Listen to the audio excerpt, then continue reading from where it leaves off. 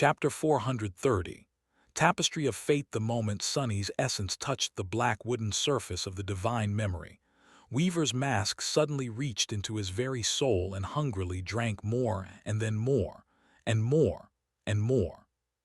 In a fraction of a second, all of his reserve of shadow essence was sucked dry, with only a tiny bit of it remaining, almost as if these pitiful drops were not even worth being consumed by the mask. And even then, all it could achieve was activate the enchantment for just a single moment. That single moment, however, was enough to almost drive Sunny insane. Suddenly, a horrifying pain pierced his eyes and his mind, akin to the suffering he had experienced after consuming the drop of ichor, only so much worse. Infinitely worse. As he shrieked, all traces of intelligence disappearing from his voice, the world he saw changed. Suddenly, all Sunny could see was an endless, beautiful eternity of twisting threads. Those threads transfixed everything in existence, connecting every living being and every object, every thought and every concept, every dream and every nightmare, stretching infinitely into every direction, as well as into the past, the present, and the future. These were the strings of fate. They were just like the threads of light that the spell was woven of. But while the magnificent and inconceivably complex pattern that Sunny had seen twice in the empty void between dream and reality composed the function of the spell, what he glimpsed right now connected everything. All of the universe as it had existed, was existing, and was going to exist. Much worse, when observing the weave of the spell, Sunny could only sense and guess at its meaning. But the terrifying enchantment of Weaver's mask not only allowed him to see the tapestry of fate, but also forced the understanding of it onto him. The knowledge of everything, everywhere, all at once. Of course, such knowledge was too much for any human to endure. Just the tiniest, infinitesimal amount of it was enough to instantly destroy any living being, except, maybe, for a god. Or a demon. As blood streamed out of Sunny's nose, eyes, and mouth, and a silent scream died on his lips, he instinctively did the only thing that could save him from being obliterated by the sight of the strings of fate. He dissipated into the shadows. This was, perhaps, the reason why his eyes did not turn into smoldering embers, and his head did not just explode right there on the spot. Shadows had no eyes and no skulls, after all. However, falling into the embrace of darkness, Sunny realized with cold horror that Weaver's mask, somehow, was still resting on his face. When he turned into a shadow, it had turned into one, too. His vision shifted from that of a human to the colorless sight of a shadow, but he could still see the eternity of strings of fate. There were especially many of them near him. The infinite threads were tightly wrapped around his body, as well as around his soul, encompassing and piercing it. It looked almost as if he was strung on them like a small marionette. And among those threads, two shone much brighter than the rest. One was made out of pure white flame and stretched far away into the distance, leading north, toward the hollow mountains. The other was made out of beautiful golden light, and led down and away from both the shipwreck island and the twisted rock, diving into the tier and disappearing into the boundless darkness of the sky below. Although it seemed as though eons had passed, in reality, it was no more than a fraction of a second. Sunny's head did not explode because he had turned into a shadow, but his mind was still on the verge of utter, irrevocable destruction. A fraction more, and it was going to be wiped out from existence by the divine knowledge of fate. But what can I do? The mask is a shadow now. His thoughts were scattered and weak, and yet he fought through the shock and managed to remember an important detail. He could dismiss the memory. But that would be too slow. Even if it took only a second, there would be nothing left of him by the end of it. A wave of desperation rose from the depths of his heart. And then the shadow essence that Weaver's mask had absorbed finally ran out. Instantly, the enchantment deactivated, and the ruthless worlds of endless threads disappeared with it. Sunny could only see what all humans and shadows were meant to be able to see. A piece of dark stone soaring into the sky, as the merciless grinder of the crushing was slowly breaking it apart. Sunny sensed hazily that there was something urgent about the situation, but he was not entirely there. Although the terrible visage of the strings of fate was gone, his mind was scattered and empty. He couldn't really lose consciousness while in the form of a shadow, but not being able to think or even recognize the existence of his self was very close to it. Soon, however, he started to slowly gather the pieces of his wounded, shattered mind back together. He was in dire danger after all. The entire twisted rock was shaking and rumbling as it rose higher and higher into the sky above. Wide cracks appeared on its surface, growing larger with each second. The blackened bones had already been turned into dust, and now, the only thing standing above the stone was the ramshackle, lopsided, dead treasure chest. The corpse of the mordant mimic, strangely, seemed to be much more sturdy than the ascending island itself. It was still in one piece, at least, and almost whole. I need to come up with a plan. As this thought formed in Sunny's mind, he suddenly came to his senses and realized several things. One of them was what he had to do. The other was that the pitiful drops of shadow essence left in his soul cores were about to evaporate, which meant that he would not be able to remain in the form of a shadow for much longer. The third one was that he still had not retrieved the golden coin from inside the chest. Now, whether he lived or died depended on one thing: whether he would be forced out of the shadows and turned into a bloody puddle first, or whether the twisted rock would fall apart first. Which would it be? Well, I might as well try right. Flowing through the shadow cast by the treasure chest, he dismissed the broken oath. A tiny amount of shadow essence from which the memories were created returned to his soul. Hiding on the surface of the dead mimic, Sunny dismissed the blood blossom and the puppeteer's shroud, too. Finally, he dismissed Weaver's mask, which brought him much more essence than the previous 3 memories combined. Even if, in the grand scheme of things, that amount was still rather insignificant. Still, if it could gift him even 1 second more, it was worth it. Circulating his essence through the coils of the soul serpent to slow down its expenditure and enhance the speed of its regeneration, Sunny hid on the treasure chest and waited for his fate to be decided. After something that felt like an eternity, when the twisted rock had soared so high above the chained isles that the crushing started turning smaller pieces of stone into fine dust, the island finally shuddered and cracked open. One of the rifts that opened in the blackened stone was directly beneath Sunny and the dead mimic. The whole section of the isle suddenly broke off, separating from it in a rain of rock shards. Sunny caught a glimpse of petrified bones encased in the solidified stone, and then the chest he was hiding on floated up. For a few seconds, all of it, the remaining core of the island, the sea of stone debris, and the dead mimic, continued to rise higher and higher. Larger pieces of rock were crushed into smaller ones and then turned into dust. A deafening thunder filled the air. But then, as if an invisible switch had been turned, the mysterious force that had kept the twisted rock floating between 2 skis for thousands of years was no more.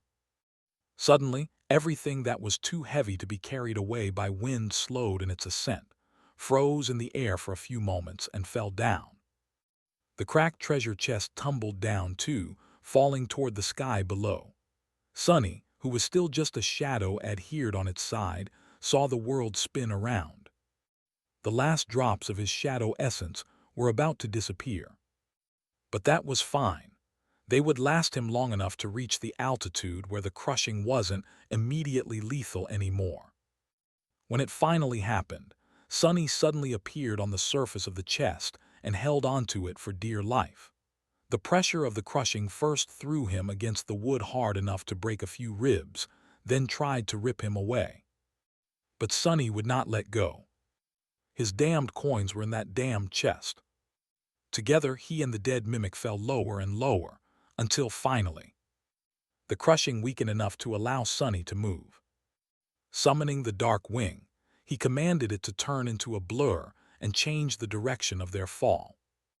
However, he was not trying to move toward the distant silhouette of the shipwreck island out of desperation. Instead, he was guiding the chest in the opposite direction, aiming it into the vast empty expanse of the tier. As Sunny and the treasure chest plunged through the skis into the boundless black abyss, pieces of the shattered island pursued them. The crushing was slowly growing weaker, but it was still strong enough to kill most awakened. If not for the power of his shadows, Sunny would have been long dead. And even with it, he was much closer to becoming a corpse than he would have wished to be. His whole body was bruised, bloodied, and in pain, which he could see very clearly because, in addition to being terribly banged up, Sunny was also currently completely naked. What a glorious sight, damn it! He had dismissed the puppeteer's shroud to absorb the shadow essence spent on its summoning, and had none of it left to manifest the armor again. The last drops had been spent to summon the dark wing. As the result, Sunny found himself falling into the sky below atop a lopsided treasure chest while wearing nothing but his pack and the strip of leather holding his broken arm in place. His only hope right now was that neither Master Roan nor Saint Tyrus would suddenly appear to save the day and see him in this state. He would rather plunge into the tier than live through that embarrassment. Well, not really. I take it back. Both of them can descend from the clouds and carry me away in their arms. I won't mind. No, really. But no one came to his rescue. Dodging the heavy slabs of shattered stone and desperately trying to glide through the field of debris, Sunny slowly pushed the chest toward the empty expanse of the tier and prayed that nothing would damage his fragile cloak. It was having enough trouble obeying his commands already. The dark wing wasn't really designed to carry heavy weights. It could barely support just Sunny himself, and that was in normal conditions. Now that Sunny was refusing to let go of the dead mimic, and with both of them being affected by the crushing, the enchanted cloak was on the verge of breaking apart. Instead of gliding smoothly away from the falling rocks, Sunny and the treasure chest were more or less just falling between them at a slight angle. Needless to say, dodging the debris of the destroyed island in these circumstances was not easy. But somehow, Sunny managed to protect both himself and the dark wing for long enough to escape the danger zone in one piece. By then, the crushing had become almost bearable. Sitting on the lid of the treasure chest and feeling the terrible pressure grow weaker and weaker with each second, Sunny grimaced from pain, then let out a relieved sigh. The cool breeze was softly touching his burning face as well as his, well, everything. All things considered, the fall was not unpleasant. But then a sudden thought appeared in his mind.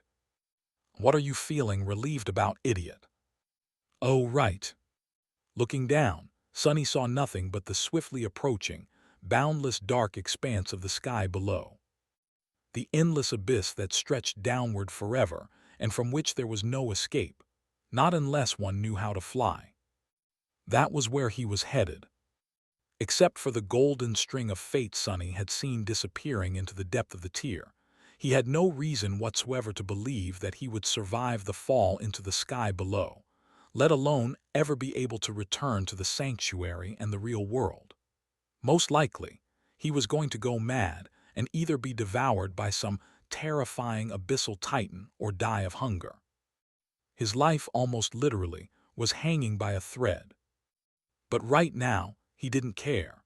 All he cared about was the physical relief of not being pressed down upon by the crushing.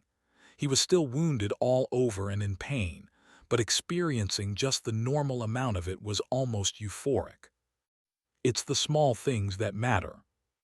Like not being constantly crushed by an invisible, murderous magical force, or resting comfortably on a wide lid of a treasure chest instead of having your limbs being crushed in its jaws. Simple stuff like that.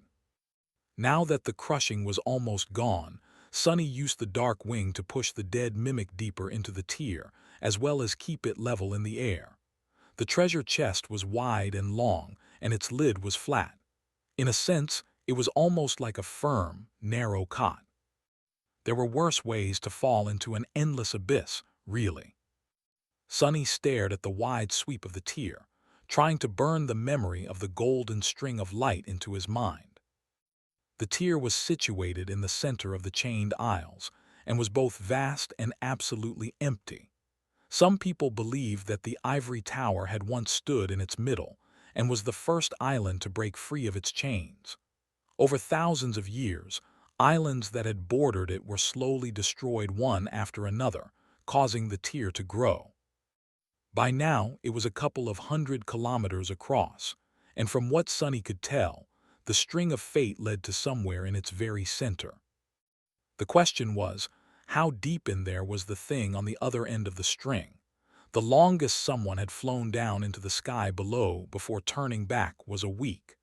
Was the mysterious object hidden in an even deeper part of the abyss? And what was that object? Sunny could not even guess. The only thing he knew was that his intuition had pushed him toward the twisted rock because of it. If so, it should have been something that would allow him to survive. Right. Of course, his fate might have been to just die there.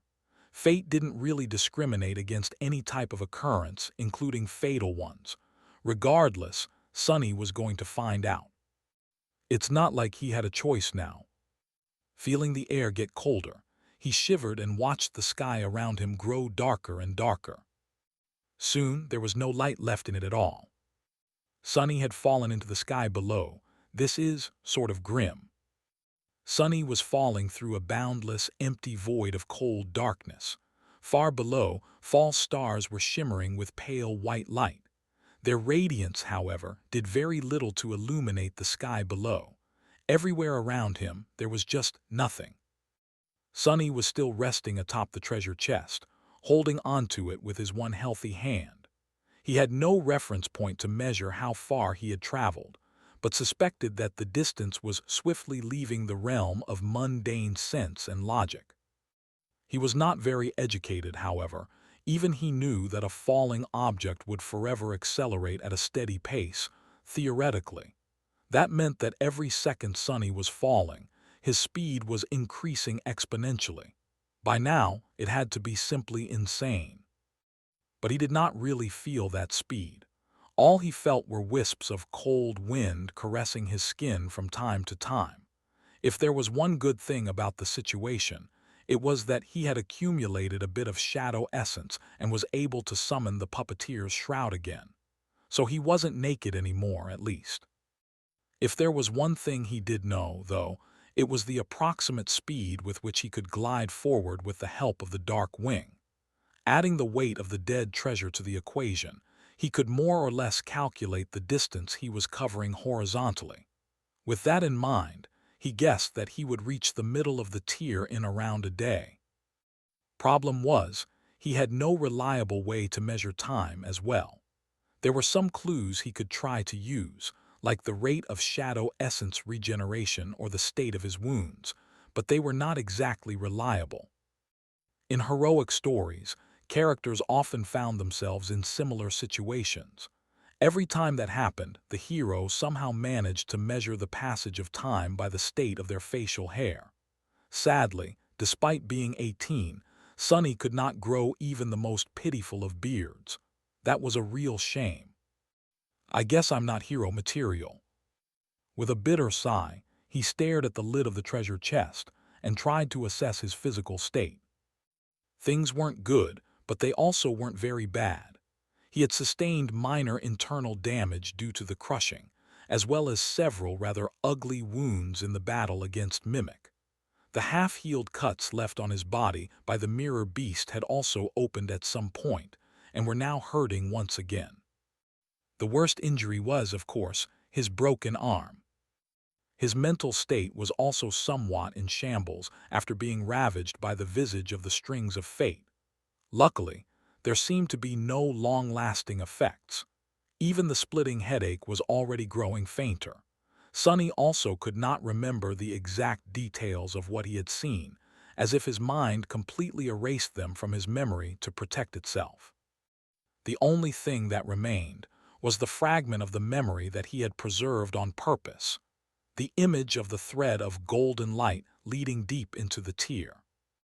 Sonny stared at the black nothingness, waited for a while, then slowly exhaled. Great, now what? There was no answer. After a while, Sonny had no idea how long. He got tired of waiting for something to happen and decided to act. Might as well. The first thing he did was summon the covetous coffer. Sonny expected that an identical chest would appear near the dead one, but instead, what he saw was a miniature version of it.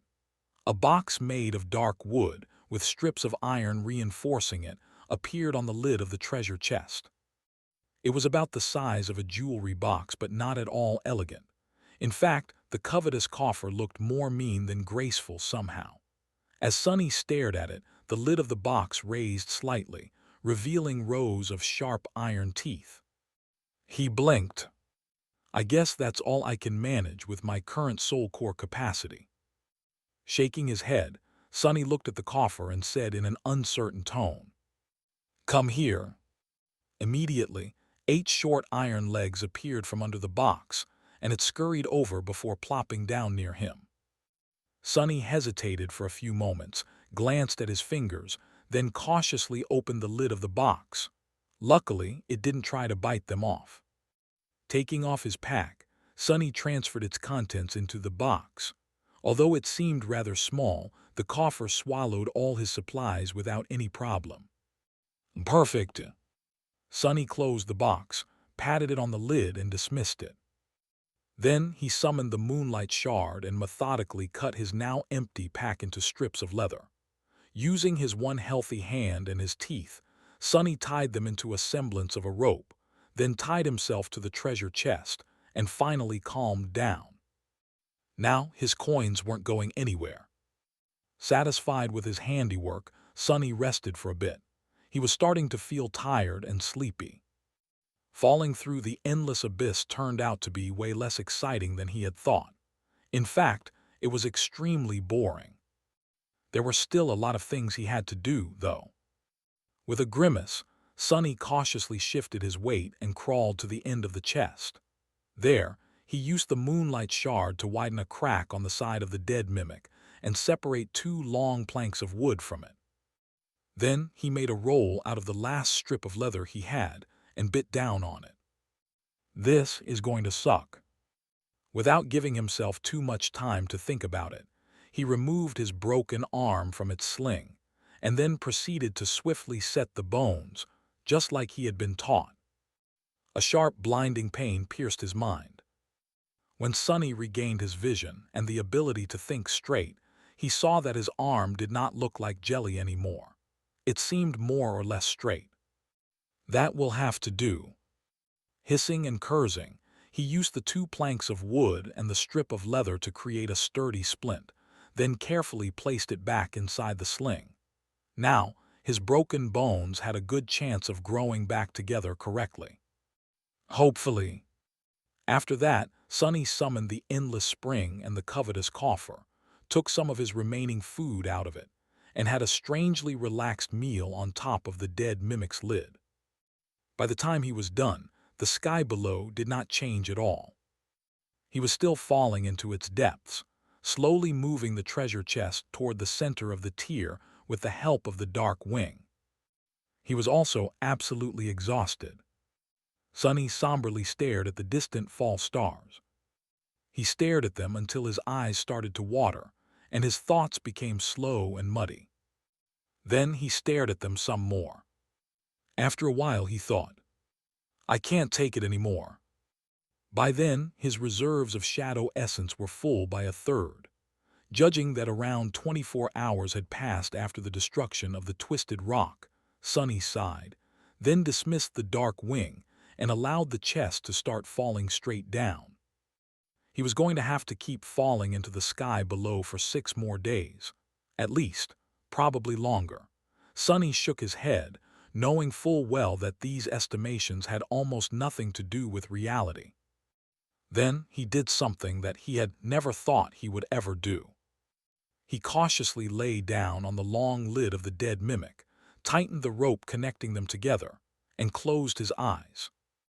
Soon, Sonny was dead asleep, plummeting into the darkness of the abyss without a care in the world. Sonny's bed trembled slightly, and he felt the wind blowing across the room. Still mostly asleep, he sighed and tried to pull the blanket higher. However, that damned thing was nowhere to be found. Where the hell is it? Reluctant to let go of sleep, he blindly searched for the blanket.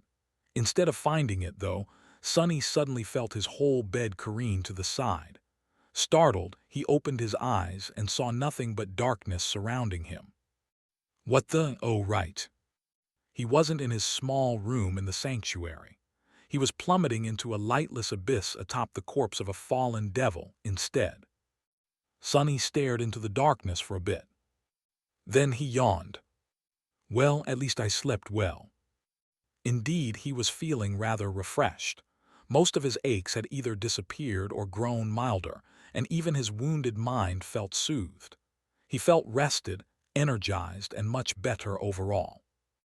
The only problem was, he was still falling into the endless void of the sky below. Sonny scratched the back of his head, thought about this predicament, then summoned the endless spring and drank some water.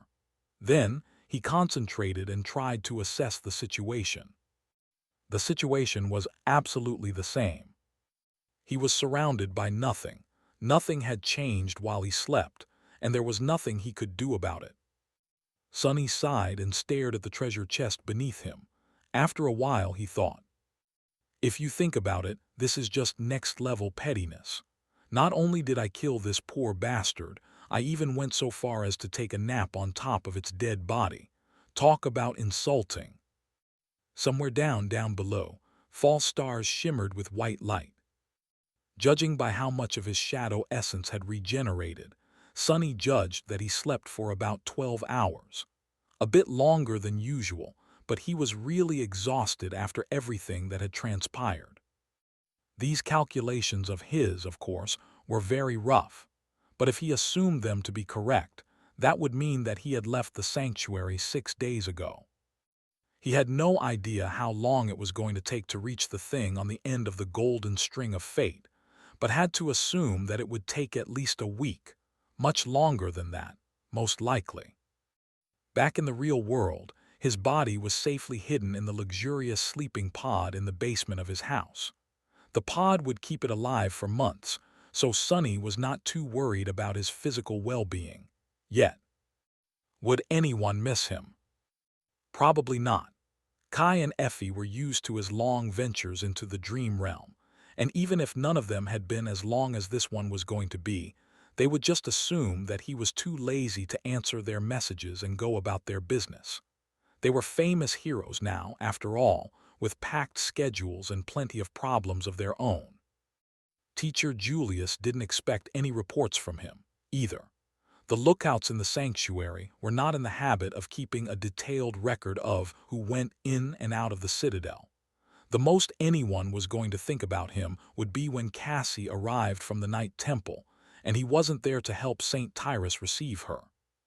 But she would just think that he was avoiding her, as he had done before. Sitting on the lid of the dead treasure chest in boundless darkness, Sonny realized that no one was really going to care that he was gone. So many things had changed, but even more remained just the same. Throwing a long look at the beautiful glass bottle in his hand, Sonny remained motionless for a while, then dismissed it and knocked on the lid of the dead mimic. Whatever, I have my coins at least. Some time later, he was performing a strange aerial dance. Holding onto the rope connecting him to the dead mimic with his one functioning hand, Sonny summoned the dark wing, then cautiously climbed onto the side of the big chest and tried to balance it so that the heavy thing didn't flip. Because of the fact that both of them were plummeting down with incredible speed, his body felt pleasantly light. Sonny thought about it for a while, then frowned. How did that even make any sense? Yesterday, he had thought that the speed of his fall was going to increase exponentially, which meant that at some point his body was bound to be simply torn apart, probably. But now he realized that his assumption was wrong, since he could breathe in the sky below and felt the wind, or rather, the air moving past him as he fell through it. It meant that the speed of his fall had a limit dictated by the air resistance. He did not, however, feel that resistance too much. By all accounts, he should have been hearing the roaring of the wind and feeling it assault his body, instead of falling through the emptiness in something that resembled comfort. Common sense didn't seem to be working in the sky below. Better not think about it too much. What was the point of trying to understand the laws of a place that simply denied all logic? He had far more practical things to do. Trusting the leather rope to hold his weight, Sonny let go of it and summoned the moonlight shard. Then, perched precariously on the side of the treasure chest, he inserted the narrow blade of the ghostly stiletto between its lip and the lid and tried to pry it open. The task turned out to be far more difficult than Sonny had anticipated. Not only did he have to do everything with only one hand, he also had to balance the chest to prevent it from spinning in the empty void, as well as keep an eye on the rope, hopping nervously that it would not break. After some time and plenty of exasperated curses, however, he finally managed to pry the jaws of the dead devil open. Inside its maw, a pile of golden coins was waiting for him to claim them. A dark smile appeared on Sonny's face. Then he let out a shaky, slightly unhinged laugh. "Ah, it feels nice to be rich." Summoning the covetous coffer, he commanded the toothy box to climb inside the bigger, toothier box and open its lid. Then he started whistling a light-hearted melody while throwing the heavy coins inside. 1, 2, 3, 4. Ah, what a day to be alive, 5, 6. One after another, the miraculous golden discs disappeared into the coffer. After a while, Sonny shifted his weight slightly, got more comfortable, and continued gathering his spoils. In the end, he had recovered almost 1,400 coins from inside the dead devil. Just as Sonny had expected, the entire top layer of the treasure pile had turned out to be real. That was an incredible, astonishing boon. Suddenly, everything that had happened seemed worth it. Almost. Glancing at the lightless void around him, Sonny sighed. Who knows if I will even be able to return to the sanctuary? Without the altar, these coins are just dead weight. Somewhat disheartened, he lingered for a few moments, then turned his gaze back to the open treasure chest. The top layer of the treasure pile that he had successfully plundered was indeed real, but beneath it, Sonny struggled to keep the contents of his stomach inside. Beneath the treasure, the limbs and organs of the mimic were tightly packed together, taking up most of the chest's volume. The whole thing was soaked in black blood and producing a sickening stench, not to mention looking like a butcher's nightmare. Disgusting, so disgusting. Thinking about how repulsive the sight in front of him was, Sonny used the moonlight shard to cut through the terrible sludge and fished out 4 large soul shards with a wide smile on his face. After cleaning them up a little, he placed the alluring crystals inside the covetous coffer and dismissed the memory with a feeling of great satisfaction. After that, Sonny stared inside the treasure chest with a dubious expression on his face. The thing was, he only had around 3 days' worth of provisions left, stored neatly inside the covetous coffer. If he rationed his food, it would probably last him for about a week. After that, Sonny scratched the back of his head, then shuddered and closed the lid of the chest with a loud thud. I'll think about it when the time comes, but hopefully it never does. With that, he climbed back onto the dead devil and rested for a while, looking into the darkness. As time slowly passed, Sonny grew more and more solemn. Finally, he came to a frightening realization. He had nothing else left to do. This is going to be a problem. An eternity later, or just a few hours, who knew Sunny was sitting on top of the treasure chest and dying from boredom. He was still falling through the boundless dark abyss. Of course, what else would he be doing? There was nothing else to do. The cruel sight was in his hand, the silver blade shining with a bright radiance. He was using its light eater, enchantment, to summon the sunlight the somber spear had absorbed and projected into the darkness of the sky below. Thanks to that light, the shapes of his two shadows could be clearly seen, one resting on the surface of the chest to his left, the other to his right. Sunny shook his head, then said, "I am dying of boredom here. I have never been this bored. How are we going to survive weeks of this crap? What do you guys think?" The happy shadow to his right hesitated, then raised a fist encouragingly. Its sentiment was quite clear. "You got this." The gloomy shadow to his left stared at him grimly, then simply shook its head. Its meaning was clear, too. "Just give up already." Sunny blinked a couple of times, then smiled. "Well, I think it's going to be fine. I'll just think about it as a vacation. Yeah. When was the last time I could just relax and do nothing? That's right, never. If you think about it, guys, this is a godsend opportunity. An opportunity to rest and laze about as much as I want." He remained silent for a while, then added, "I literally have no choice but to do nothing. Lucky me, right?" The gloomy shadow glanced at him, then covered its face with a palm. Even the happy shadow hesitated for a bit before giving him a timid shrug. Sunny frowned. "What do you mean, go crazy? I am not going to go crazy. I'm so done with being crazy. Been there, done that, as they say. There is zero possibility that I will go crazy." The shadows didn't answer, making him huff angrily. "Whatever. Why am I even speaking to you two? It's not like you even have enough decency to pull your weight in the conversation." He scowled and dismissed the cruel sight, letting the darkness shroud everything once again. The shadows became invisible. After a while, Sunny said scornfully, "And it's not like I don't have better alternatives to talk to anyway." Where had he put the ordinary rock? By the time 3 days had passed, at least Sunny suspected that it had been 3 days, since that was how long his shadow essence usually took to fully recover without the aid of the soul serpent. He was, indeed, on the verge of losing his mind. It wasn't even the boredom that was the worst. It was the absolute lack of any external stimuli. Nothing ever changed in the sky below. Nothing ever happened. Nothing ever appeared or disappeared or was there at all. There was nothing but empty darkness, the distant shimmering stars, and him. And falling.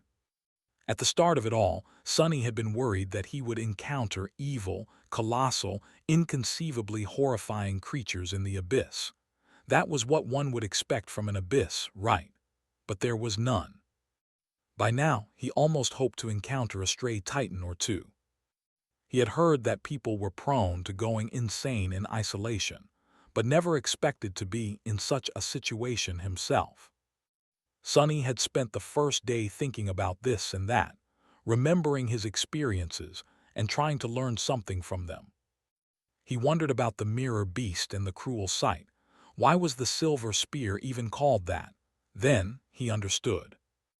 It was called the cruel sight because its polished blade showed a person their own reflection. He wondered about the shipwreck, the coins, the mimic, and the person called Noctis. How were all of these things connected? After a while, he guessed that Noctis had been the captain of the ancient ship, the master of the mimic, and the person whose face was depicted on the miraculous coins. Noctis was also probably the one who had created the coins in the first place. That's why they could only be used in his sanctuary. He wondered about what Kai, Effie, and Cassie were doing. He wondered about Nephis.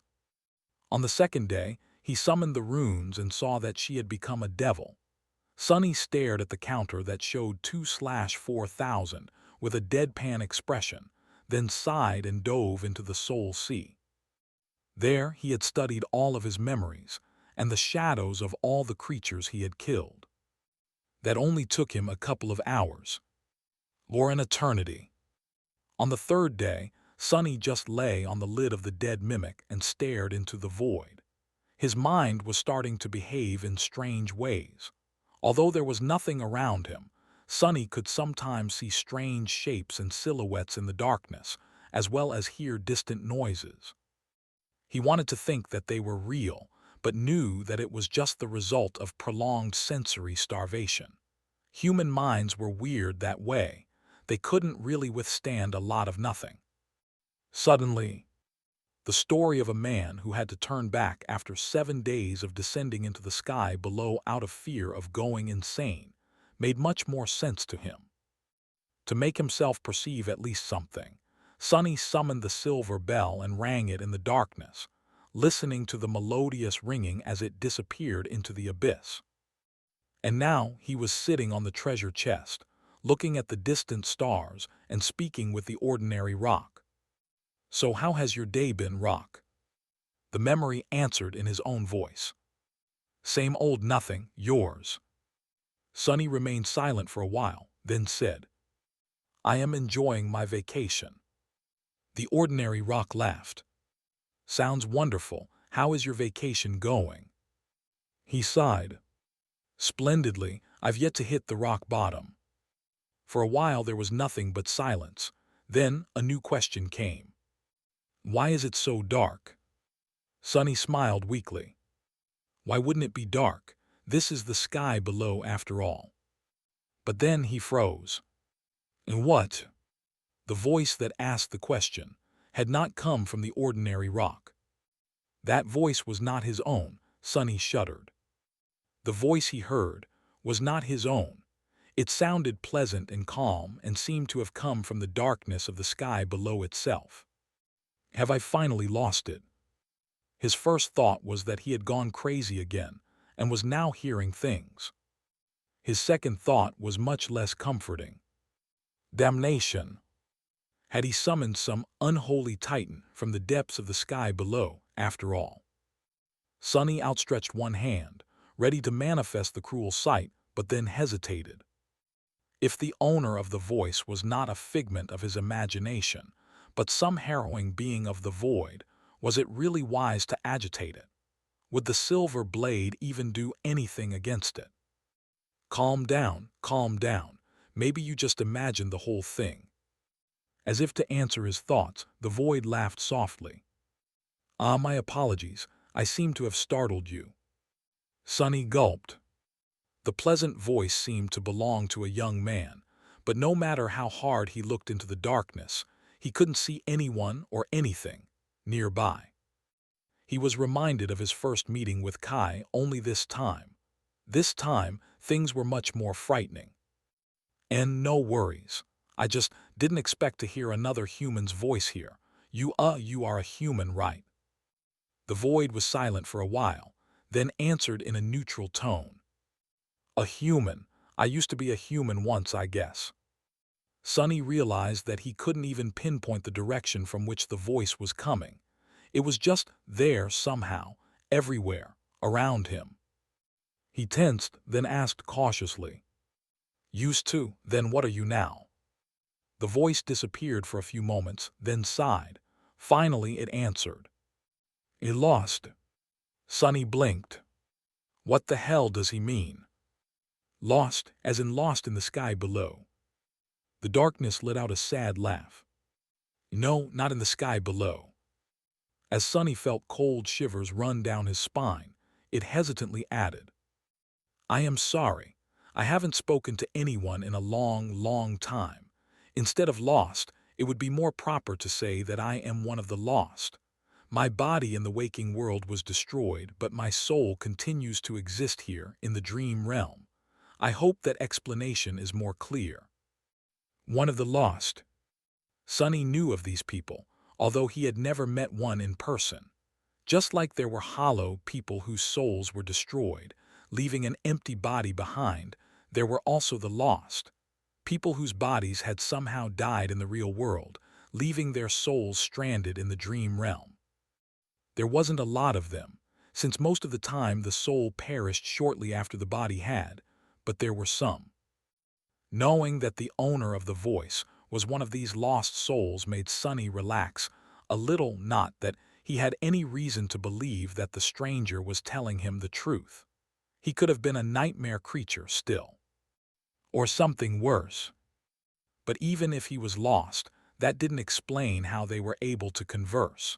The lost, from what Sonny knew, were just like any other awakened in the dream realm. It was just that they couldn't return to the real world. What they certainly were not were disembodied voices coming from the void. He shifted his weight slightly, ready to do something to protect himself if need be, and asked, "Sorry to hear that, but how is it that I am able to hear your voice but can't see you?" The voice lingered for some time, then answered with a bit of amusement. "That is a good question." Sonny waited patiently for him to expand on that answer, but that seemed to be it. A bit irritated, he said, "Well, aren't you going to explain?" Instead, the voice suddenly asked, "Why are you descending into the sky below? This is a very dangerous place." Sonny blinked a couple of times, then coughed. Well, you see, I am not so much descending into the sky below as I am falling into it. I got stuck on an island because of the crushing, and sadly that island broke off its chain. So I had to jump off, and here I am." Then he frowned. "Wait, dangerous place. Why is it dangerous? I haven't seen anything dangerous anywhere in this dreadful pit." The voice lingered for a while, then sighed with regret. "You'll see. When you reach the stars, then you will see." Then it disappeared. Sonny stared into the darkness, a bit disturbed. A deep frown appeared on his face.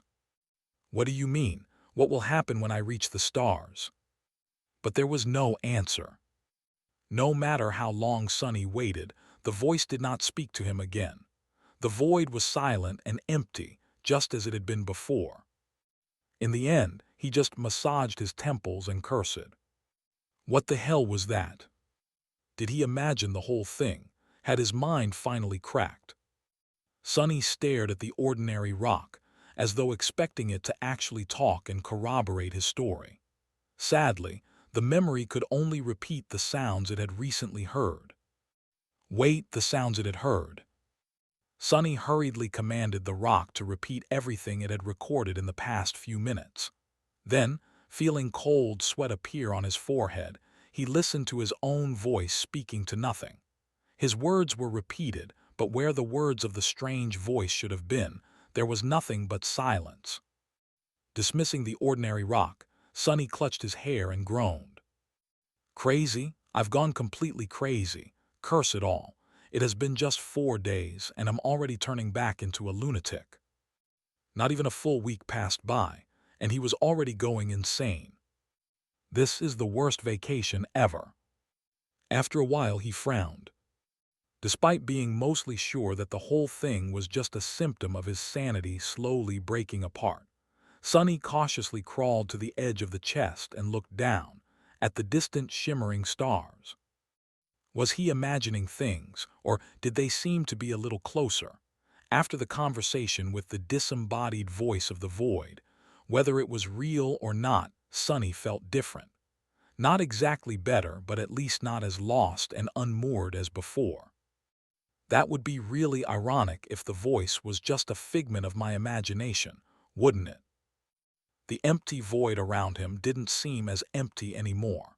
Even if it was now full of potential danger, the danger was better than nothing. Anything was better than nothing.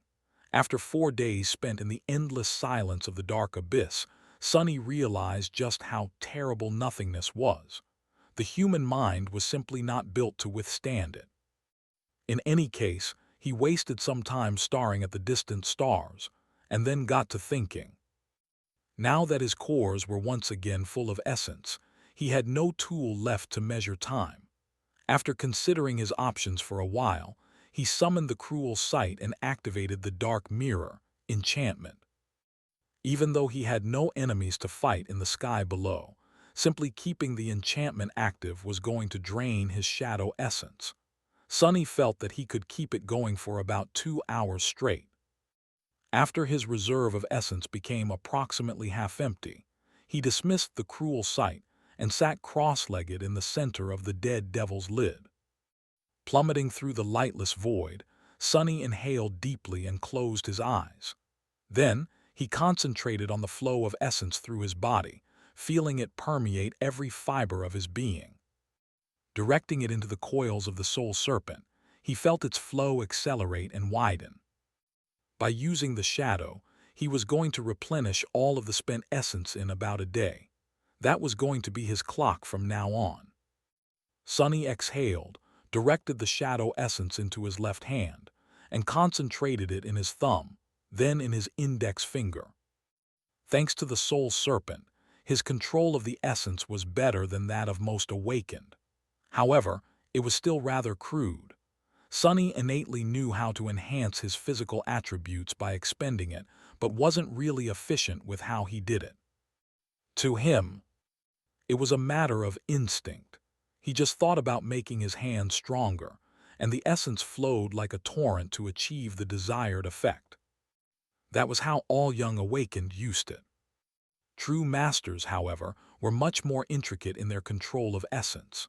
They could isolate every muscle, every nerve, every bone in their body, and only enhance those parts of it that they needed to perform an action.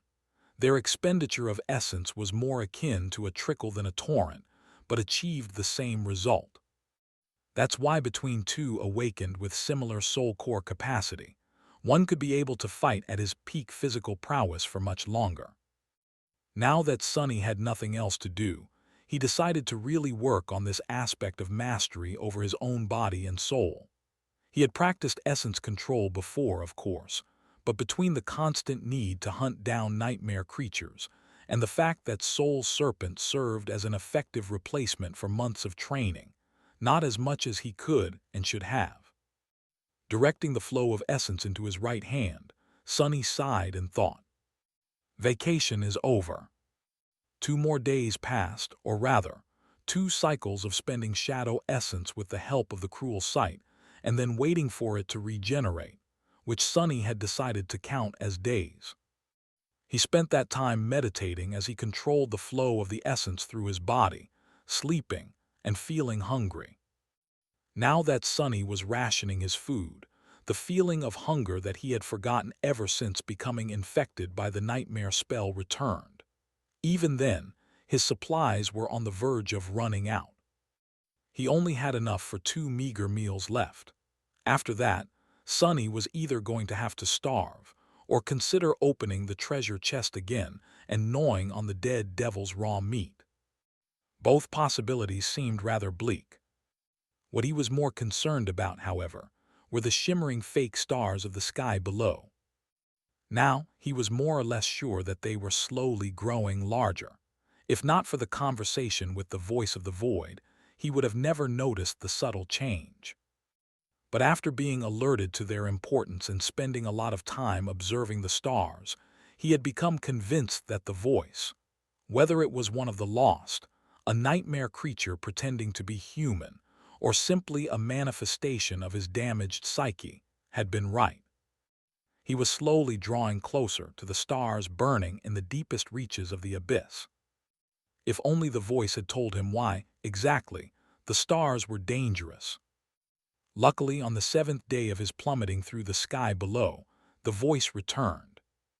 Sonny was grimly eating his second-to-last piece of food and staring into the darkness, feeling his mind teetering on the verge of madness, when the voice resounded from the void again. "What a curious creature you are. Oh, thank the gods." Sonny choked on a piece of dried meat, took a sip of water from the endless spring to chase it down, and glanced at the empty expanse of the sky below with a dark expression. "Where the hell have you been?" The voice remained silent for a bit, then answered apologetically. "Talking like this is draining for me. I was recovering." Sonny frowned, trying to glean some information about the nature of the owner of the pleasant voice from this statement, but then gave up. He had too few clues to guess. "Well, if you are about to disappear for a few days again, at least tell me what's the deal with these stars first. Why are they so dangerous? The void hesitated. You don't know. Sunny blinked. Of course I don't know. Why would I ask if I knew? When the void answered in a few moments, it sounded slightly surprised. Well, those lights are not really stars. They are actually remnant conflagrations of the divine flame. Sunny thought about what he just heard, then tilted his head to the side.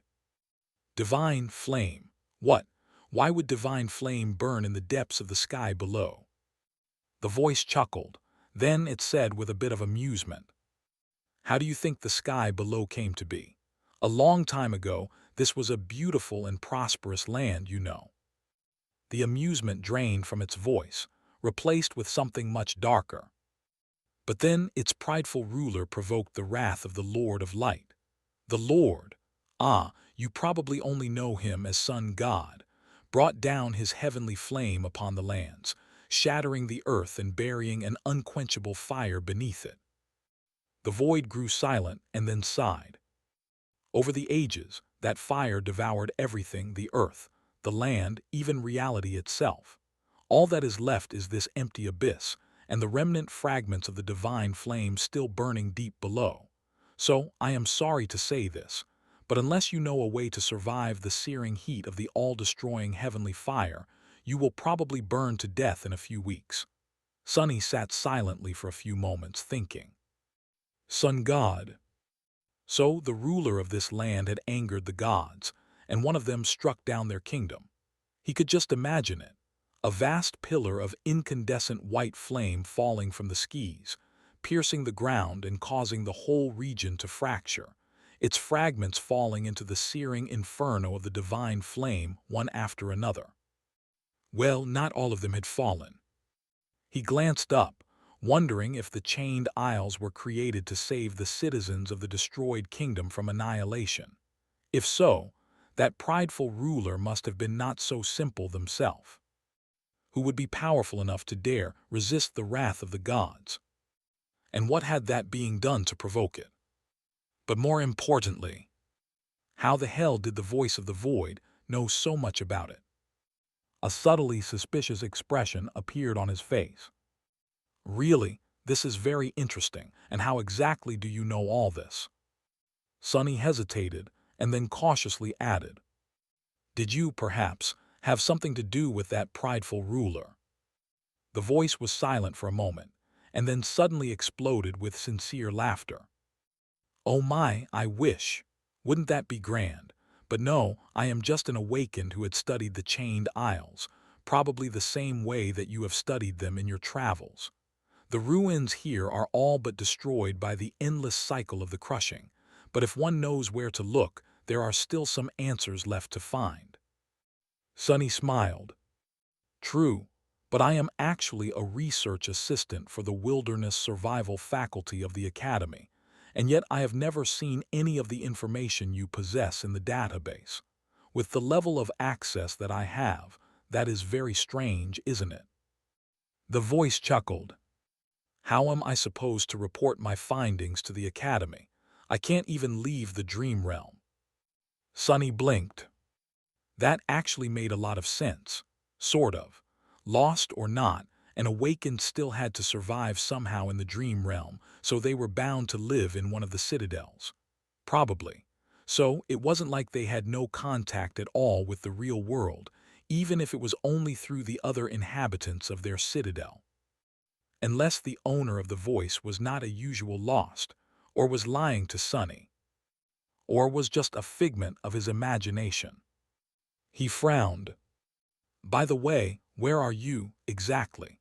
I haven't heard a voice like yours anywhere in the sanctuary, and I have spoken to most of the awakened there at least once. The voice lingered for a while, then answered. I am not in the sanctuary. What was that supposed to mean? There was another citadel on the chained isles, the Night Temple, but only those serving valor were allowed to anchor there. Well, excluding Cassie and her cohort. Did the owner of the voice have something to do with the great clan Valor? Sunny raised an eyebrow. Are you from the Night Temple, then? But there was no response.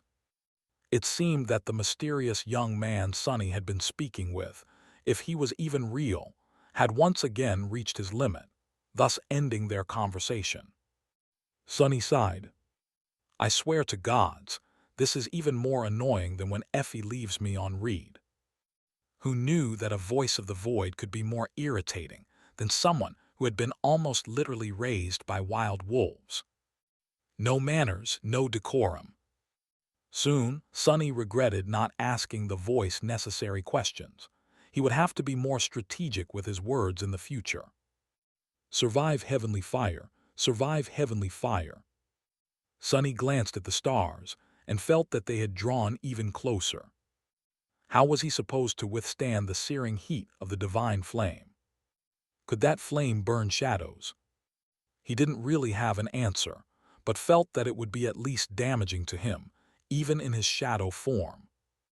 And then there was a more looming problem. The voice said that it would take Sonny a few weeks to reach the layer of the abyss containing the false stars, which meant that he was going to be very, very hungry by the time he did. Humans could survive a surprising amount of time without any food, but it would take a heavy toll on his body. Sonny had no idea what he was going to find on the other end of the golden string of fate, but doubted that it would be a warm welcome. He had to be ready to confront danger, and becoming starved and weak was not really an option. Sonny lingered for a while, then stared down at the lid of the treasure chest. Was he really going to have to eat that? Even his shadow seemed disgusted by the idea. But hey, food was food. Right. With a sigh, Sonny summoned the covetous coffer, took his last meal out, and looked at it with regret. Tonight we feast. Tomorrow we mourn and barf, probably. A few days later, the stars were visibly brighter than they had been before. The sight of the black void littered with shimmering lights would have been beautiful if not for the terrible danger they represented. Sonny was sitting in the center of the plummeting treasure chest with an extremely miserable expression on his face. It was deathly pale, and his chin was covered with drying black blood. Raising a piece of raw devil meat to his mouth, he tore a piece of it with his teeth and forced himself to chew. Disgusting, this is so disgusting. Who knew I would miss the taste of synth paste one day? Maybe I should just starve after all. As soon as he thought that, the void suddenly spoke again. Oh gods, you are actually eating that. Sonny stared into the darkness with hatred, swallowed the piece of mimic meat, and said evenly, Sure, want a bite? The voice hesitated for several seconds, then asked, You're eating it raw? Sonny gritted his teeth. Of course I am eating it raw, you fool. How else am I supposed to eat it? I don't exactly have a kitchen here. Then, with a furious determination, he tore another piece of meat and chewed on it. As it turned out, his face had not reached its maximum paleness before. Now it seemed not only white, but also a little green. The void sighed, then it asked curiously, Are you not afraid of poisoning yourself? Sonny snarled, I have a strong stomach. He had, indeed, considered the possibility of catching a severe case of food poisoning from eating the corrupted meat of the vile devil. As an awakened, however, his digestive system was much stronger than that of mundane humans, and on top of that, there was blood weave. So he judged that his chances of dying from eating the mimic were rather low. No matter how poetic it would have been, choking to death on the flesh of a devil you killed would be, too. How funny. Sonny swallowed the disgusting meat and took a sip from the endless spring. A few moments later, the voice asked, Have you thought of a way to survive the divine flames? He stared at his broken arm, then shrugged. I considered a few. The voice seemed to be pleased to hear that. Good, I have thought about it as well. Sonny stared into the void suspiciously. Yeah, and how come you are so concerned about my well-being? The voice remained silent for a bit, then answered wistfully. I haven't really spoken to anyone in a long, long time. It would be a shame to finally find someone to talk to, only for them to die soon, don't you think? That guy is definitely not just a simple lost. What is his deal, really? Is he actually a human or only pretends to be one? Sonny thought for a bit, then said, I guess, and since we're on the topic, how is it exactly that we are able to talk? He expected the voice to change the subject or ignore the question, but to his surprise, it actually answered. I am not really sure. This has never happened to me before either. After a while, it added hesitantly, have you perhaps found a piece of a broken mirror somewhere? Something clicked in Sonny's mind. Broken mirror, mirror beast, beastie. The ascended reflection. The shard of a mirror that the strange creature had left behind was still inside the covetous coffer, smeared with his blood. Crap! So the owner of the voice was the creator of the murderous reflection Sonny had encountered on the reckoning. That gave him as many questions as it had given him answers. He couldn't really think about it right now, though, because the pressure of the flaw was already building in his mind, forcing him to speak. Now that you mention it, I did indeed recently find a piece of a broken mirror, with the word beastie written on it in a child's handwriting. The voice remained silent for a while, then asked quietly, Oh, how exactly did you find it? Sonny did not answer for as long as he could, then reluctantly spoke. That mirror shard was left behind by a powerful creature I killed.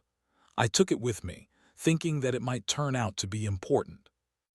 This time, the voice was quiet for an especially long amount of time. When it finally spoke, there was a hint of anguish in it. The owner of the voice tried very hard to suppress it, but his pain seemed to be too deep to not seep into his words even slightly. So it's dead, I see. Then it fell silent once again. Sonny tensed. After a while he asked carefully, You're not going to be angry with me for killing your pet, are you? A deep sigh resounded from the void. Angry with you? Why would I be angry with you? You are not to blame for what happened to us. Sonny shivered, suspecting that whoever or whatever it was that had been responsible for the mirror beast becoming separated from its creator, and eventually dying by his hand, was extremely lucky that the owner of the voice had become one of the lost. Then he asked cautiously, What exactly was it, though? I have never seen a creature like that.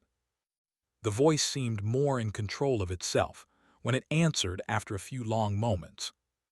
A manifestation of my aspect ability, a kind of an echo, you can say. I created him when I was just a lonely kid. We were together for a long time before we weren't anymore. Sonny tilted his head, then frowned slightly. What do you mean, a kid? A kid with an aspect ability? The voice laughed bitterly. That I had my first nightmare when I was 12. It's rare but does happen sometimes. Few children survive the trial, though. Sonny blinked. Being sent into the nightmare at 12, of course, very few survive. He did know that, in extremely rare cases, the people infected by the spell were outside of the usual age range. The entire first generation of the awakened had been, for example, and there were cases of this anomaly to this day, even though it usually happened to someone older than the norm, not someone younger. And I thought that I was unlucky. He cleared his throat, then said awkwardly, Well, I am sorry for your loss. If it makes you feel any better, the creature tried to say something before it died. We never stopped searching. Something like that. The voice, however, didn't respond. It seemed that its owner had once again spent all of his soul essence, or whatever it was that allowed him to communicate with Sonny, and was now gone for another few days. Sonny sighed. Curse it, I didn't even have time to ask him how to survive the damned stars. More strategic with how he chose his words, damn it. Sonny spent a few more days plummeting into the void. By now, he was having trouble remembering what it even felt like to not be falling. The darkness seemed to be eternal and ever-present, as though he had always been here, in its empty embrace, and all of his actual life was just a strange dream. Maybe it was. No, it wasn't. He was almost sure. By the time the voice returned, the void had changed slightly. Not only were the distant shimmering lights now closer and brighter, but it also felt as if the air was getting warmer. Sonny was in his usual spot, sitting cross-legged in the center of the treasure chest and training to better control the flow of shadow essence. On the surface of the lid near him was a dark longbow and a quiver of black arrows. "You practice archery." Sonny opened his eyes and glanced into the darkness, then shrugged. "Not really, but I hope to learn a bit of it soon." He made a grimace and nodded toward his broken arm. "I do need 2 functioning hands before I'll be able to, though." The bow and the quiver of arrows were the same he had entrusted to Saint before. Both of the memories were ascended, but only of the first tier. The bow's enchantments made it incredibly strong and sturdy, while the only enchantment that the arrows possessed was that they came as a whole quiver instead of a single one. His broken arm, meanwhile, was healing. He could already move his fingers, but the process was far from over. He was halfway there, though. Sonny healed much faster than mundane humans, and even other awakened. He was sure that in another week or so, he would be able to take off the splint and draw the black bow. The voice lingered, then said, "We had no time to discuss the divine flames last time." Sonny nodded. "Indeed." Then he remembered something and asked, "Oh, by the way, what do I call you? Do you have a name? It's a bit awkward to keep thinking of you simply as the voice." The voice laughed. "A name? I used to have a name, I guess." Sonny sighed. "Yeah, well, what is it?" The void lingered for a while, then answered with amusement. "Mordred, or rather, Prince Mordred, I guess." Sonny opened and closed his mouth a couple of times, then asked with suspicion in his voice, "Prince, what are you the prince of?" Mordred laughed. "Nothing, I am a prince of nothing. Nothing at all." Sonny stared into the darkness with an incredulous expression, then shrugged. "Sure, whatever. Nice to make your acquaintance, your highness. I am called Sunless, by the way. Sadly, no title." Silently, though, he thought. The young prince that the dream spawn had taken away. Oblivious to his suspicions, Mordred hesitated, then asked politely, "Sunless, what an unusual name." Sonny grimaced. "Yes, my mother had a on second thought, forget that. Are you going to tell me about the divine flame or not?" The Prince of Nothing was silent for a bit, then said, "There is not much to tell. The heat of those flames is absolutely deadly. Unless you have some way to fly, you are in big trouble, which I assume you don't, otherwise you wouldn't be in this predicament to begin with, right? Well, you can't argue with sound logic, I guess." Sonny sighed. "I can control the direction of the fall, but yes, no true flight." He hesitated, then added reluctantly, "For what it is worth, my aspect ability allows me to turn incorporeal, as well as teleport for short distances." He didn't really want to share the details of his powers with the mysterious prince, but currently there was no other choice. Mordred obviously knew more about the sky below than Sonny, so his advice was vital. The lost prince thought for a few moments, then said, "Turning incorporeal will help against being cooked by the heat, but it won't save you from the divine flame itself. However, not everything is lost. Even though you can't fly, you do have some mobility. With some luck, you might be able to dodge the conflagrations." Sonny glanced into the darkness with a resentful expression.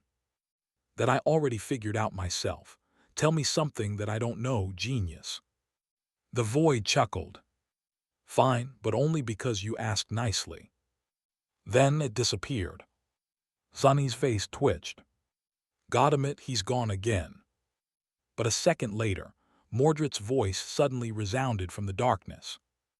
No, There is still time, I was just thinking. He was quiet for a few moments, then said hesitantly, "There is actually a path through the divine flame, an empty rift in the tapestry of stars where none of it remains. If you find it, you might survive." Although it was hard to control his emotions these days, Sonny tried his hardest to suppress the misplaced anger and calm himself down. When he spoke, his voice sounded almost even. "Why didn't you tell me sooner? How far am I from this rift then?" Mordred sighed. "How would I know? It's not like I know where you are exactly. More than that, I had never managed to find the rift myself. The sky below is vast and deadly after all." So he was exploring this abyss too.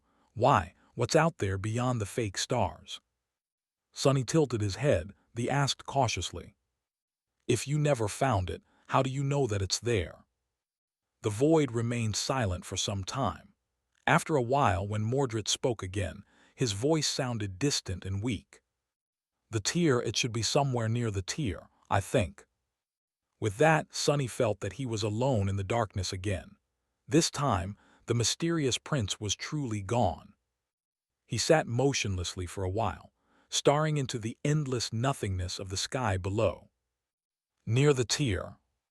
The string of fate, too, had pointed toward the tier, to somewhere very near its center. If the rift in the annihilating field of the divine flames had anything to do with the golden thread, then Sonny had a much better chance of finding the path through the merciless stars than Mordred had ever had. He had already half found it, really. Looking down, Sonny sighed and closed his eyes again, returning to the endless routine of circulating the shadow essence through his body. Day passed after day. The closer Sonny drew to the obliterating stars, the calmer he became.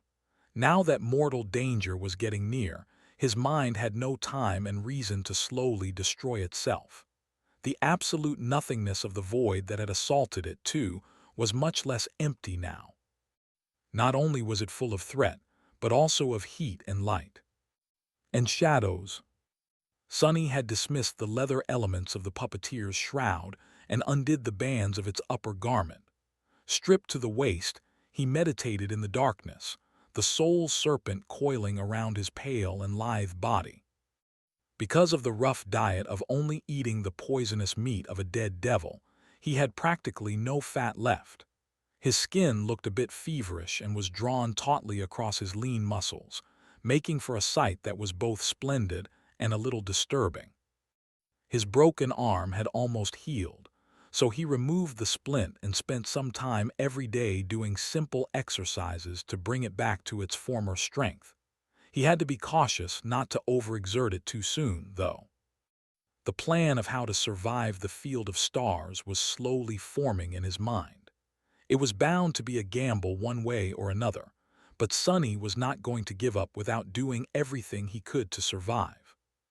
His confidence was somewhat reinforced by the fact that he had, most likely, discovered the rift that Mordred told him about. Following the direction of the golden string of fate that had been practically burned into his mind, Sonny studied a particular cluster of the stars for an entire week before finally noticing something that looked like a tiny, almost imperceptibly minuscule gap in the vast tapestry of countless shimmering lights. Trusting his judgment, he summoned the dark wing and used it to push the treasure chest toward that particular cluster. Luckily, he was already not too far away from it, most likely because he had been aiming to follow the golden string from the very beginning of his fall. As a few more days went by and the stars grew even larger, Sonny became more or less certain that the tiny gap was, indeed, there. It had grown slightly bigger, too. What he was uncertain about, however, was his ability to reach the rift without being incinerated by the annihilating heat of the divine flame. The field of false stars was vast, and the rift was tiny in comparison. At the speed that he was falling, missing it would be far too easy. But what choice did he have? Do or die? Well, when had it ever been any different? After more than 3 weeks of falling into the sky below, At least Sonny thought that it had been that long. He sighed and stood up, balancing on the dangerously swaying treasure chest. His hair was wet with sweat, and his skin glistened in the piercing white light of approaching stars. By now, they did not resemble white dots in the boundless darkness of the abyss. Instead, each was the size of a fist, surrounded by a furious, blinding halo. The heat permeating the void was suffocating. Sonny stared down at the ocean of white flames beneath him. If this was what remained of the inferno of heavenly fire after thousands of years of burning in an empty void, he shuddered to imagine what it must have looked like right after the hammer of divine punishment had fallen on the ancient land.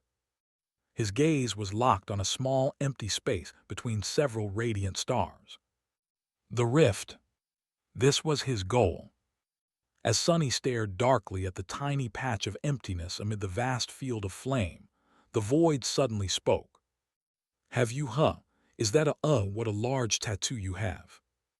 Sonny glanced at the darkness, then shrugged. What about it? Mordred lingered for a few moments, as though not sure what to say, then asked with amusement. Sunless, are you sure that you are a research assistant? Sonny grinned. Of course I am. Do you know how many contribution points they give me every month? I scribbled a few words about this and that bought me a house. An entire house. Maybe being a researcher is not as swell as being a prince, but it's still a sweet gig with all due respect, of course. Your Highness. The void laughed. You are such an interesting person.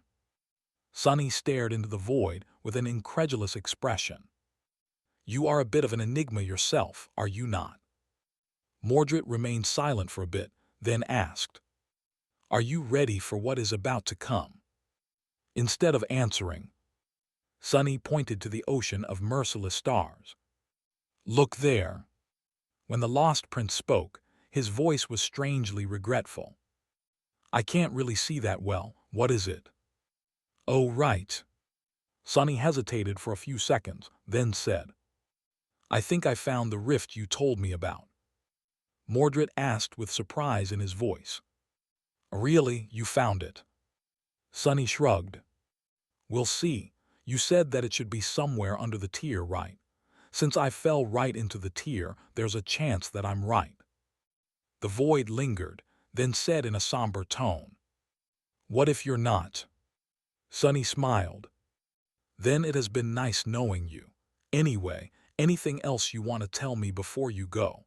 I doubt that we'll have the opportunity to speak again before I reach the stars. Mordred thought for a few seconds, then said, I might not be able to reach you at all after that, so good luck. Sonny raised an eyebrow. Really? The voice of the void answered after a long pause. Yes, why? He shook his head. Nothing really. I just thought that you are stuck somewhere out there beyond the stars. Mordred chuckled. No, I'm stuck somewhere else. His voice grew strangely distant. Then an almost inaudible whisper reached Sonny's ears. I hope survive Sunless. Then the lost prince was gone, leaving Sonny alone in the darkness once again. He sighed. Me too, I hope I'll survive too. After Mordred disappeared, Sonny waited for a bit, and then broke the rule he had set for himself for a second time since starting this expedition. He summoned another memory that should have been tied only to Mongrel. The mantle of the underworld. The intricate onyx armor weaved itself from sparks of darkness and covered him from head to toe. Sonny was not accustomed to wearing its closed helmet, since he was usually using Weaver's mask instead, but it was not uncomfortable. His field of vision, however, became slightly constricted. Hopefully, no one will be able to see me this far into the abyss. Out here in the sky below, he felt as though no one, not even those who were attuned to revelations, could peer into his secrets and glean anything about them. The only exception to the rule was the Prince of Nothing himself, but he was gone now. The mantle possessed two enchantments that would most likely prove themselves to be extremely helpful soon. The stalwart, trait of the armor imbued it with high resistance against various types of elemental damage, including fire. Just seconds after donning it, Sunny felt the suffocating heat retreat, replaced by a pleasant coolness. How long would that coolness last, he did not know. The living stone, enchantment, on the other hand, allowed the mantle of the underworld to repair itself while being worn. This trait would come into play later, helping Sunny protect himself even after the divine flame became intense enough to damage the onyx armor. After that, Sunny summoned the dark longbow and the quiver of black arrows. By now, his hand had recovered enough for him to be able to draw the mighty bow. He just hoped that he would not need to. Finally, he summoned the cruel sight and attached it to his belt. All preparations were now done. Looking down through the narrow slit of the visor, Sunny sighed. Now everything depended on his resilience, luck, and how deep his reserves of shadow essence were. In the stark darkness of the empty void, deeper than even the memories of a blue sky could reach, a cracked treasure chest was plummeting toward an ocean of searing white flames. Its underside was bathed in the furious light, while its lid was drowning in the deepest of shadows. Wisps of smoke were slowly rising from its smoldering wood, and the strips of iron reinforcing it were slowly starting to glow as they turned orange. Sunny, who had become a shadow and was once again hiding on the lid of the dead devil, felt fine for now. Until the treasure chest was destroyed, he was protected from directly touching the light of the divine flame. But how long would the corpse of the mimic last? He was thinking about something else, though something far more dreadful. The rift, the damned rift. I am going to miss it. Sunny almost managed to direct his endless fall toward the tiny gap between the remnant conflagrations of the divine flame. But on that incredible scale, even the smallest mistake was bound to take him many kilometers away from the goal. A mistake that he had inevitably made, since there were no lessons on navigating eternal voids, especially without any tools except for his own two eyes. Damn it! Right below him, swiftly approaching, was an ocean of obliterating light, heat, and fire. The conflagrations themselves were rather small, no larger than a dozen meters in diameter, and chaotically scattered in the void at a considerable distance from one another. Each looked like a furious, undulant orb of dancing white flames. The space between them, though, was not safe. It was permeated by immolating heat that nothing could withstand, at least nothing Sunny had at his disposal. As the adamantine wood of the treasure chest started to slowly catch fire, he hesitated, then glanced at the empty darkness of the distant rift in the ocean of light. Whether by accident or by design, there was a point in the field of false stars where no conflagrations remained. A roughly circular breach was torn through them, promising him safe passage. But how was he supposed to reach it? If Sunny jumped off the plummeting chest right now, he would probably be able to glide all the way to the rift. The distance was just right. However, he was pretty sure that the dark wing would be instantly turned to ash by the terrible heat of the remnant vestiges of the divine flame. Not to mention that he himself would probably get thoroughly cooked inside the mantle of the underworld, if he remained corporeal for that long. With a mental sigh, Sunny left the comforting embrace of the shadows. A kneeling figure in an intricate onyx armor appeared on the lid of the smoldering treasure chest. Arg! Despite the protection of the stalwart enchantment, the air he breathed in was thin and scoldingly hot. It almost felt as if he was inhaling fire. Other than that, however, the mantle of the underworld did a good job of keeping the heat at bay. And yet, Sunny could feel it starting to slowly get warmer. He didn't have a lot of time. Standing up, he raised the dark longbow, knocked an arrow on its string, and gritted his teeth. Then, sending a thin trickle of essence into the muscles of his shoulder and back, he strained his body and drew the mighty bow. It felt as though he was lifting a mountain. How the hell does Saint make it look easy? Feeling his muscles tremble, Sunny aimed toward the rift and hesitated for a second. After he did this, there would be no going back. What is there to go back to, fool? Aren't you sick of that damn chest? Relaxing his hand, he let go of the string. The black arrow shot into the darkness with incredible speed, instantly becoming illuminated by a blinding radiance. It was strange. The void was full of light now, but with nothing to reflect it, the sky below still appeared black and empty. Only when something entered the emptiness did the light become visible. Sunny felt the chest sway and struggled to keep his balance. A couple of moments later, the fletching of the arrow suddenly caught fire and burned away. However, that didn't affect its flight too much. The arrow pierced the darkness and turned into a distant spark, covering almost an entire kilometer in just a few seconds. Then, however, it slowed down considerably, and its wooden shaft began to smolder. It was time to move. As Sunny felt flame licking his greaves, he held his breath and used Shadow Step. The arrow he had sent flying in the direction of the rift was wrapped into one of his shadows. As the shadow unfurled itself from the igniting shaft, Sunny shot out of it as if launched from a giant slingshot.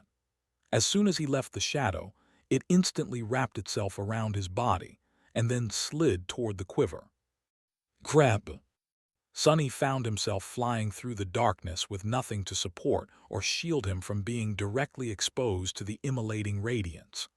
The mantle of the underworld suddenly shone in the torrent of light, instantly growing considerably warmer. It wasn't burning his skin yet, but he suspected that there was not much time left before that happened. Especially because his momentum was not only horizontal, but also vertical, and was becoming more so with each moment. He was still plummeting toward the ocean of flames, approaching it with terrifying speed. The closer he got, the more obliterating the heat would become. Twisting as he fell to orient himself in the void, Sunny knocked another arrow and drew the bow again. This time, it was considerably harder, since he had nothing to stand on, and had to rely solely on the strength of his arms and shoulders. Just in the few seconds it had taken him to draw the bow, the heat became much more destructive. Another arrow flew into the darkness, and several seconds later, he used Shadow Step again, appearing almost 2 kilometers closer to the rift. It was still decently far away, though. Curses! Sunny flew through the obliterating darkness and struggled to knock another arrow. The glossy black surface of the mantle of the underworld was starting to glow, slowly turning incandescent. He was still fine inside, though, for now, if a little hot. Another arrow disappeared into the darkness, and Sunny jumped through the shadows again. This time, the jump devoured pretty much all of his remaining shadow essence. Whatever little there was left would not have been enough to repeat the process the 4th time. However, maybe, just maybe, he wasn't going to have to. After using Shadow Step 3 times in a row, and turning some of his vertical momentum into horizontal one with each jump, Sunny was now plummeting diagonally through the void, seemingly toward the very edge of the rift. I am going to make it. Am I going to make it? Even if he would, it was going to be very, very close. The string of the bow suddenly caught fire and broke with a loud ring. Dismissing the bow and the quiver, Sunny sent both of his shadows to reinforce the mantle of the underworld and threw his hands and legs to the sides. He was trying to create as much surface area as possible to utilize the resistance of the air in his favor. He was well versed in all kinds of falling and gliding thanks to using the dark wings so often, so this was not something new to him. Granted, he had never done it in a heavy armor. Speaking of which, Sunny hesitated, then directed some of his remaining essence into the mantle of the underworld to activate the Feather of Truth, enchantment, and make the armor as light as possible. Then all he could do was endure the growing heat and wait, and watch as both the obliterating ocean of flames and the circle of saving darkness approached him at tremendous speed. His life now depended solely on which of the two was going to swallow him first, Surrounded by a radiant halo, Sunny plummeted into the darkness. His breath was ragged and hoarse, and his eyes were blinded by the piercing shine of the immolating ocean of white flames beneath him.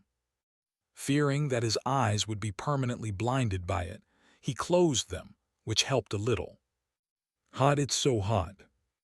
He was drawing closer and closer to the remains of the divine inferno, and as he did, the stone-like metal of the mantle of the underworld was growing hotter and hotter. Soon, its outer layer turned bright red. Then, it started to melt. Damn!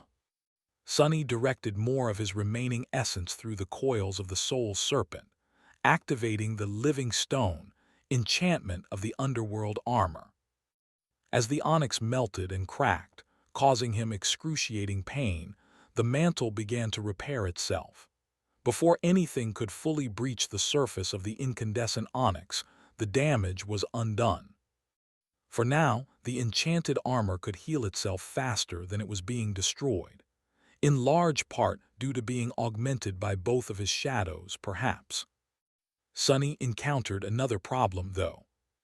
It was getting harder and harder to breathe, not even because the air was scalding and hot, but because there was not enough of it. Fire fed on oxygen, after all. Luckily, Sunny was no stranger to being deprived of it. What's more, thanks to the blood weave, he could get by without breathing for much longer than most awakened, and he suspected that he would have to do just that very soon. Hopefully, he would be able to reach the rift shortly after that. And speaking of the rift, he carefully opened his eyes a little and glanced into the blinding inferno beneath, trying to judge whether or not he was going to make it. For now, it seemed that he would easily pass the field of fire and enter the dark emptiness, but that was just an illusion. Sunny had to factor in that his forward momentum was constantly growing weaker, which meant that his trajectory would become more and more vertical the longer he fell through the searing abyss. It was too hard to tell whether or not he was going to make it. Gritting his teeth, he shifted his weight and lowered one hand, grabbing the hilt of the cruel sight. Then he raised the silver blade to his chest, threw a cursory glance at his warped reflection, and activated the Light Eater enchantment of the somber sword. Instantly, the mirror blade began to absorb the merciless light of the false stars, growing white-hot and incandescent. Sunny, however, found himself able to see once again. He even felt a little cooler, although it might have been just wishful thinking. Surrounded by a strange bubble of darkness left behind by the devoured light, Sunny plummeted toward the obliterating stars. I'm almost there. By then, the conflagrations of the divine flame were so close that it seemed as though he could reach out and touch them. No matter how hard Sunny tried, he couldn't draw in even a little bit of air into his lungs. The rift was so close. But in the end, it turned out to be just a little bit too far. Sunny reached the very edge of the field of flames. He only had to fly past one last cluster of conflagrations. However, his fall took him straight into the embrace of fire instead. Sunny would have screamed if there was any air in his lungs. Moving at a terrible speed, he pierced right through one of the seething orbs and emerged from the other side of it, wreathed in white flame. A terrible pain enveloped his whole being. But it wasn't physical pain. It was the similar kind of pain he had experienced while using the broken oath, only magnified 100-fold. Shadows, my shadows. His shadows were wrapped around the mantle of the underworld, and so they had been badly damaged by the divine fire. The armor itself had caught a flame and was now quickly disintegrating. The fire was spreading, too, threatening to envelop him whole. Half blind from pain, Sunny did the only thing that could save him now. He dismissed the onyx armor. The mantle of the underworld fell into countless sparks of darkness, which then disappeared, causing the fire to be extinguished. Naked and hurting, Sunny fell into the darkness and saw the cruel sight crack, the silver of its blade becoming dull and tarnished. Following an instinct, he activated the dark mirror enchantment, and then dismiss that memory, too.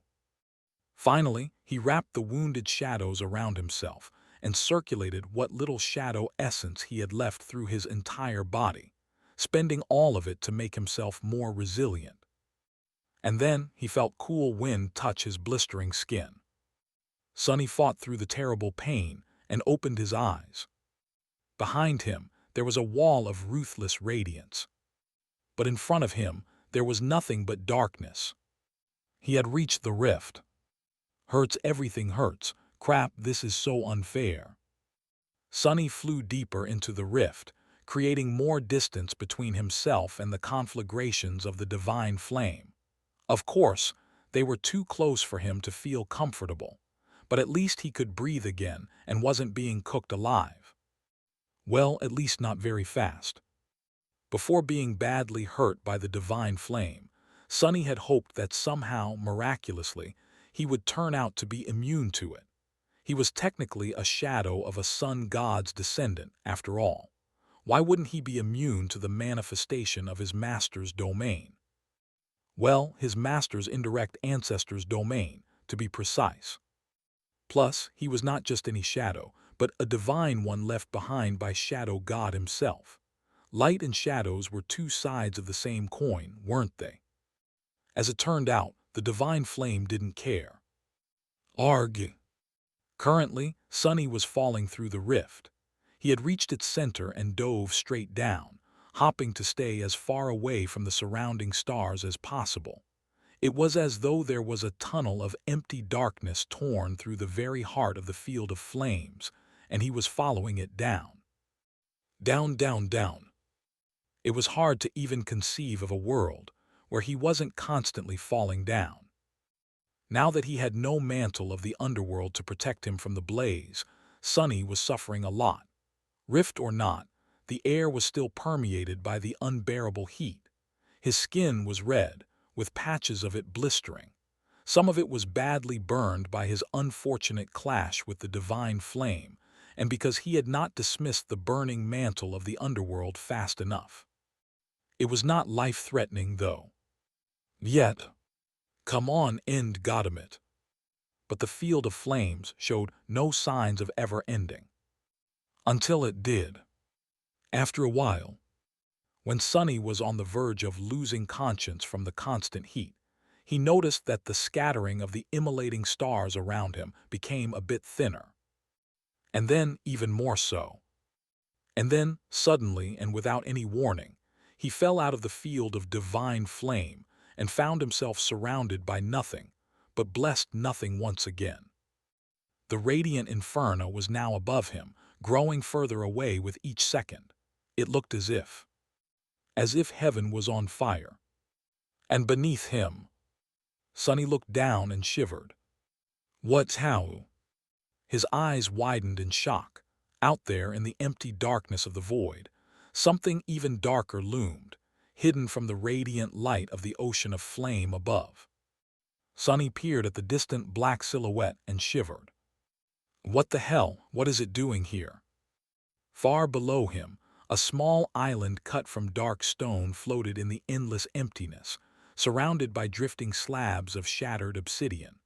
A tall and magnificent pagoda stood in its center, built of a flawlessly black material that was neither wood nor stone. Its lusterless walls seemed to devour any light that touched them. It was the perfect replica of the ivory tower, but at the same time its opposite. The two pagodas were so alike that, for a moment, Sonny even thought that he had somehow found himself high up in the sky above. But no. The island that the obsidian tower stood upon was different. It was larger than the one every awakened on the chained isles was used to observing in the skis, and had no broken chains hanging from its stone slopes. On its desolate surface, remains of mysterious structures could be seen, turned to ruin by the passage of time. Several obsidian pillars protruded horizontally from its edges, stretching into the empty void like strange wharves. From high above, Sonny couldn't see much of the island in detail, but he was approaching it fast. Crap. Too fast. Sonny hesitated for a moment, then suppressed the desire to immediately summon the dark wing. The divine flames were still too close, and their heat could damage the fragile memory. He had to wait for a bit. There was still time, even if it was going to run out pretty soon. Sunny continued to fall, waiting. With every minute, the heat of the immolating stars dissipated a little, and with each minute, the dark island grew closer and closer. Finally, knowing that there was no more time to waste, Sunny summoned the dark wing and commanded it to turn his fall into a glide. The dragonfly cloak turned into a blur behind his back, but it also began to produce thin wisps of smoke, threatening to catch a flame at any moment. Curses! Supported by the enchantment of the dark wing, Sunny's descent started to slow down little by little. His speed, however, was too great to be nullified in a single instant. It was dropping swiftly, but was it swift enough to prevent him from splattering all over the surface of the mysterious island? And was the transparent cloak even going to endure for long enough? Sunny cursed and trembled as he watched the obsidian tower approach. Here goes nothing, damn. In the end, he still landed with enough speed to potentially shatter all bones in his legs from the impact against the ground. At the last moment, however, Sunny turned into a shadow and dove into the deep darkness enveloping the island instead. Safely embraced by the shadows, he submerged himself into them and finally allowed his mind to relax. Safe, I'm safe. He was finally safe. For a few seconds at least. Sunny was in a world of pain. His shadow essence was running out too. Also, he had no idea what terrifying danger was waiting for him on the mysterious island that remained hidden in the deepest reaches of the sky below for thousands of years, nor what deadly secrets waited for him inside the obsidian tower. But for now, he did not care. All he cared about was that he was not falling anymore. Bliss, this is pure bliss. Floating in the dark embrace of shadows, Sunny couldn't get enough of the fact that, for the first time in almost a month, he was stationary. He finally had solid ground under his feet again, metaphorically speaking, of course. In any case, it was such a beautiful feeling. Sunny allowed himself to relax and rested for a bit, safely hidden in the deep dark shadows. After a while, he sighed and forced himself to turn his attention to the outside world. Moving closer to the surface of the deep darkness that embraced him, Sunny cautiously took a look outside. Ugh! Strangely, what met him was complete and utter silence. There were no nightmare creatures on the island, no abyssal horrors, no terrifying beings to devour him whole. Not even a single unholy titan slumbered nearby, ready to wake up at the slightest disturbance. The island seemed empty, which was very fortunate, considering that Sunny was running very low on shadow essence and was going to have to assume his physical form soon. He hesitated for a few moments, then took stock of his equipment and himself. His soul was seriously wounded, but not beyond its ability to heal itself in time. His body was not exactly whole, but in somewhat of a splendid shape, considering all that had happened. He even had all his limbs intact. Both the mantle of the underworld and the cruel sight, as well as the dark wing and saint's bow, were heavily damaged. Luckily, none of these memories were completely destroyed. It was going to take a long time before he could use them again, though. Days, maybe even weeks. On the bright side, Saint herself had recovered from the wounds received on the shipwreck island ages ago. Sunny actually could have summoned her at any point during his journey through the sky below, but there was no real reason to. Plus, the treasure chest would not have accommodated both of them, especially considering how much the living statue weighed. The dark mirror, enchantment of the cruel sight, now also had two elemental augmentations for Sunny to choose from. Its runes showed. Current charge, Divine Flame. Latent charges, Soul. Divine Flame, Well, if there was one benefit from being burned by the damn thing, It was that now he would be able to cause similar pain to others. So, it was totally worth it in the end. No doubt about it. I guess we will have to see. And lastly, Sonny was now completely sure that the thing on the other end of the golden string of fate was the obsidian tower. His intuition was calm and silent. That told him that he had arrived at his destination. Somewhere inside, a thing that was deeply connected to his fate waited. Glancing at the magnificent silhouette of the Black Pagoda, Sonny sighed and left the safety of the shadows, emerging from them to step onto the surface of the island that no other human had visited in thousands of years. If ever, thanks for watching. Please subscribe and like the video and comment down if anything wrong in the story. And if have any suggestion to a new novel or want next part of any series, comment down. Our target is to get 1K subscriber. There will be surprise for all of you. Stay tuned.